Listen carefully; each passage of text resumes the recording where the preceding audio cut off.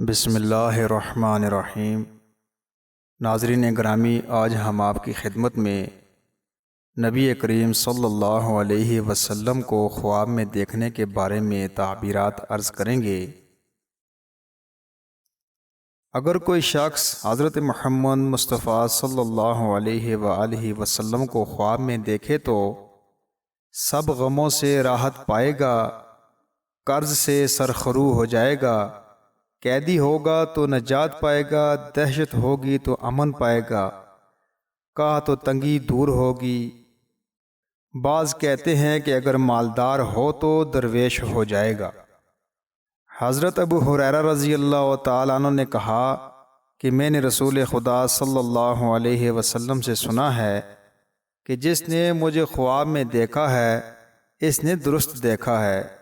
جس نے مجھے دیکھا اس نے حق دیکھا، کیونکہ شیطان میری صورت نہیں بن سکتا۔ اور جو کوئی مجھے خواب میں دیکھے گا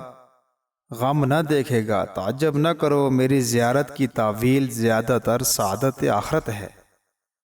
اگر کوئی آپ صلی اللہ علیہ وسلم کو خواب میں ترش رو دیکھے تو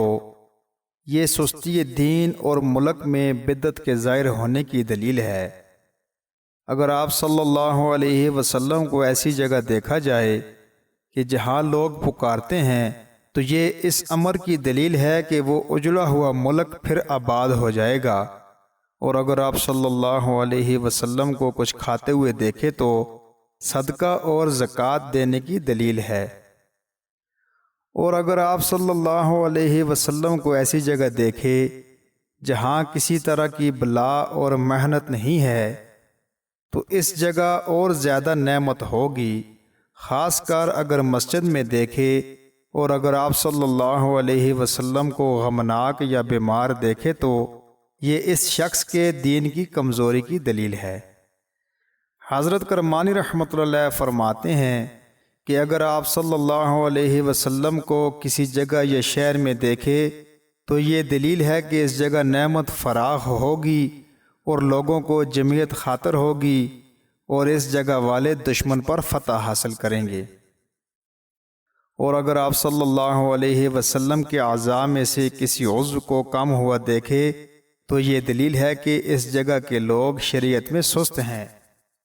کیونکہ آپ صلی اللہ علیہ وسلم کے جسم کا نقصان اس شخص کے دین کا نقصان ہے۔ اور اگر دیکھے کہ آپ صلی اللہ علیہ وسلم نے اس کو تر یا خشک میوے دیے ہیں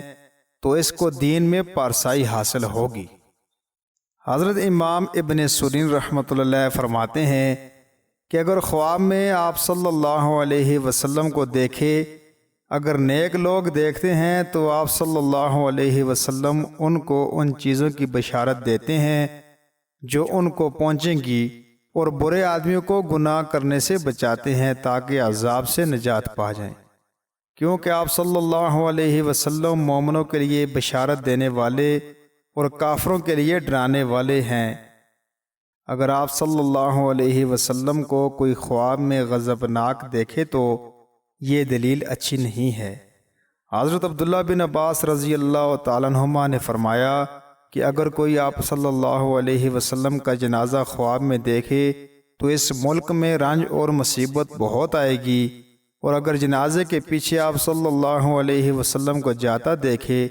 تو یہ خواہش اور بدعت کی دلیل ہے،